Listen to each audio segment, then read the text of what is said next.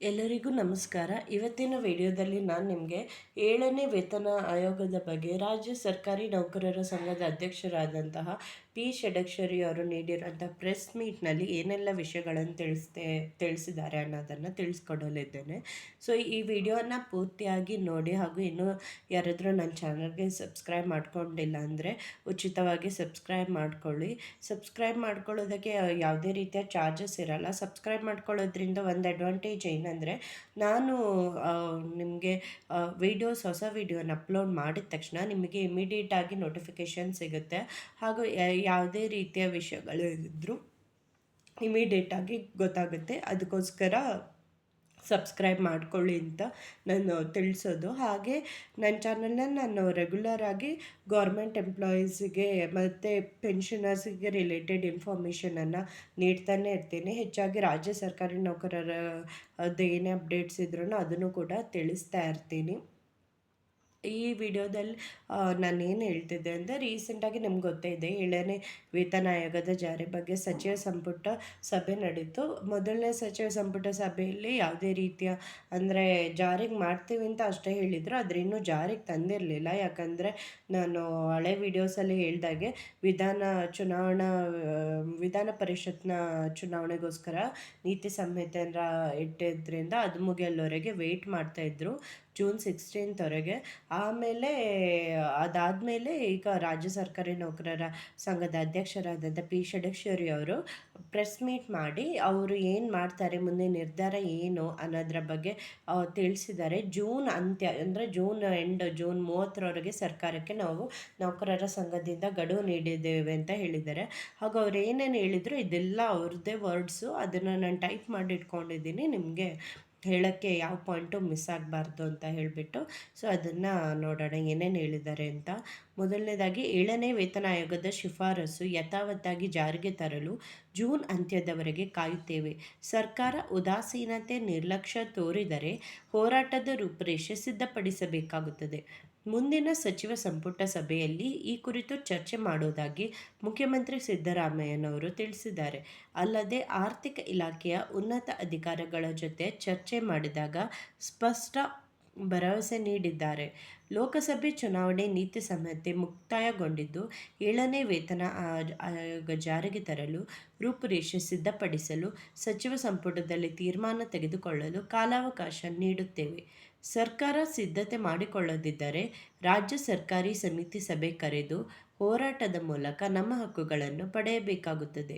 ರಾಜ್ಯದಲ್ಲಿ 2.13 ಲಕ್ಷ ನೌಕರರು ಇದ್ದು ನಾವು 7.5 ಲಕ್ಷದಷ್ಟು ನೌಕರರ ಕೆಲಸವನ್ನು ಮಾಡುತ್ತಿದ್ದೇವೆ.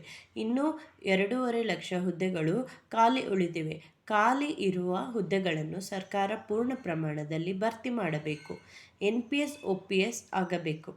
ಅದು ಕೂಡ ನಮ್ಮ ಸವಾಲಿದೆ. DCM DK ಶಿವಕುಮಾರ್ ಅವರಿಗೆ ಈ ವಿಷಯ ತಿಳಿಸಿದ್ದೇನೆ. ಚುನಾವಣಾ ಪ್ರಣಾಳಿಕೆಯಲ್ಲಿ ತಿಳಿಸಿದ್ದೀರಿ, ನುಡಿದಂತೆ ಸರ್ಕಾರ ನಡೆಯಬೇಕು. CM ದೃಢ ನಿರ್ಧಾರ ಕೈಗೊಳ್ಳಬೇಕು. ಅಲ್ಲದೆ ಸರ್ಕಾರಿ ನೌಕರರಿಗೆ ಉಚಿತ ಆರೋಗ್ಯ ಚಿಕಿತ್ಸೆ ನೀಡಿರುವ ಭರವಸೆ ಇನ್ನೂ ಜಾರಿಯಾಗಿಲ್ಲ.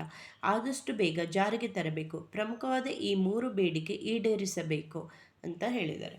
ಸೊ ಇದು ನಾನು ಹೇಳ್ದಂಗೆ ಇದಿಷ್ಟೂ ಅವರು CA ಷಡಕ್ಷರಿ ಅವರು ಪ್ರೆಸ್ ಮೀಟಲ್ಲಿ ಹೇಳಿರುವಂತಹ ಅಂಶಗಳು.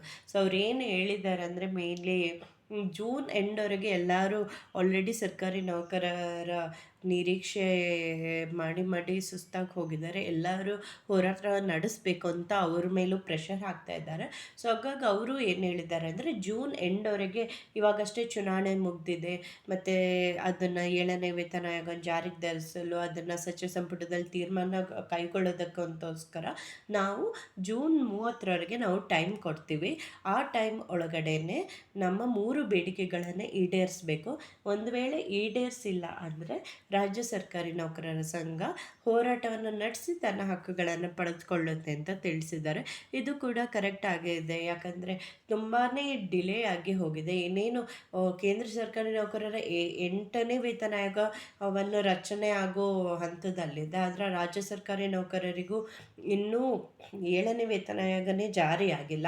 ಎಲ್ಲದೂ ಸಿದ್ಧತೆ ಆಗಿದೆ, ಎಲ್ಲ ವರದಿ ಸಲ್ಲಿಸಿ ಆಗಿದೆ, ಎಲ್ಲ ಅಂಶಗಳನ್ನು ಒಪ್ಕೊಂಡಾಗಿದೆ.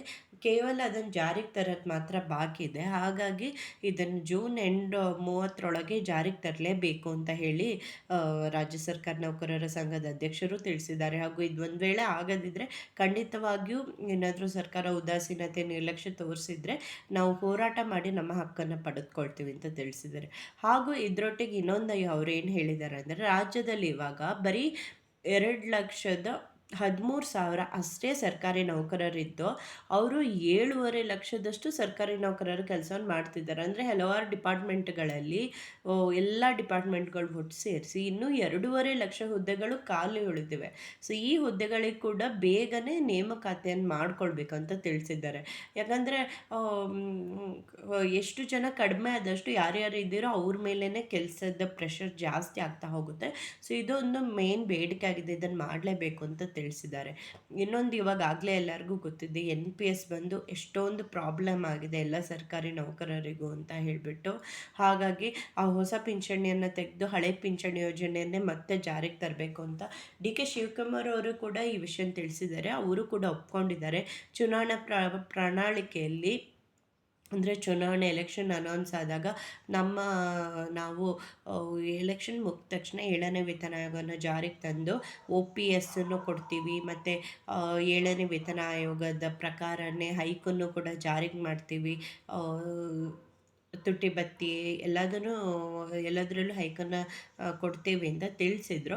ಹಾಗಾಗಿ CM ದೃಢ ನಿರ್ಧಾರ ತಗೊಂಡು ಅವರ ಮಾತಿಗೆ ಬದ್ಧರಾಗಿ ಅದನ್ನು ಇಮಿಡಿಯೇಟಾಗಿ ಜೂನ್ 30ರೊಳಗೆ ಜಾರಿಗೆ ತರಬೇಕು ಅಂತ ತಿಳಿಸಿದ್ದಾರೆ.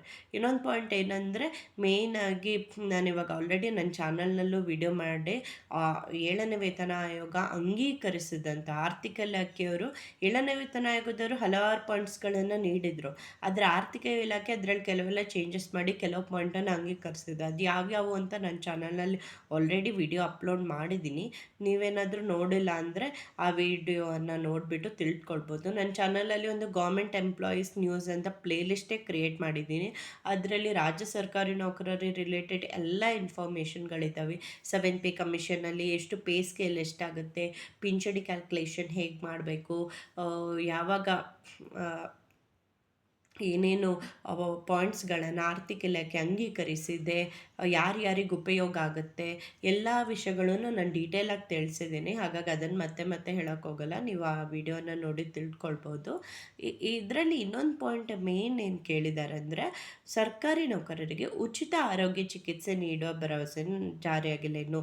ಅಂದರೆ ಕ್ಯಾಶ್ಲೆಸ್ ಇನ್ಶೂರೆನ್ಸ್ ಬೇಕಂತ. ಇವಾಗ ಏನಾಗ್ತಿದೆ, ಇವಾಗ ಸರ್ಕಾರಿ ನೌಕರರು ಏನಾದ್ರು ಚಿಕಿತ್ಸೆ ತೊಗೊಂಡ್ರೆ ಅವ್ರು ಆ ಬಿಲ್ಸನ್ನು ಇಟ್ಕೊಂಡು ಆಮೇಲೆ ಸಬ್ಮಿಟ್ ಮಾಡಿದ ಮೇಲೂ ಅದೊಂದು 6 months to 1 year ಟೈಮ್ ತೊಗೊಂಡು ಮತ್ತೆ ಅದು ರಿಸಾಲ್ವ್ ಆಗಿ ಆಮೇಲೆ ಅದರಲ್ಲೂ ಒಂದು 50% ಅಷ್ಟೋ ಆ ಥರ ಎಷ್ಟೋ ಒಂದು ಸ್ವಲ್ಪ ಲಿಮಿಟ್ ಪ್ರಕಾರ ದುಡ್ಡು ಅವ್ರಿಗೆ ವಾಪಸ್ ಸಿಗುತ್ತೆ. ಸೊ ಇದ್ರ ಬದಲು ಕ್ಯಾಶ್ಲೆಸ್ ಟ್ರಾನ್ಸಾಕ್ಷನ್ ಅಂದರೆ ನೀವು ಅಡ್ಮಿಟ್ ಆಗ್ತಿದ್ದಂಗೆ ಫುಲ್ ಫ್ರೀಯಾಗಿ ಆಗೋ ಥರ ನೀಡಬೇಕು ಸರ್ಕಾರಿ ನೌಕರರಿಗೆ ಅಂತ ಬೇಡ್ಕೊಂಡಿದ್ದಾರೆ. ಸೊ ಎಲ್ಲ ಬೇಗ ಜಾರಿ ಆಗಲಿ ಅಂತ ನಾನು ಕೂಡ ಆಶಿಸ್ತೀನಿ. ಧನ್ಯವಾದಗಳು.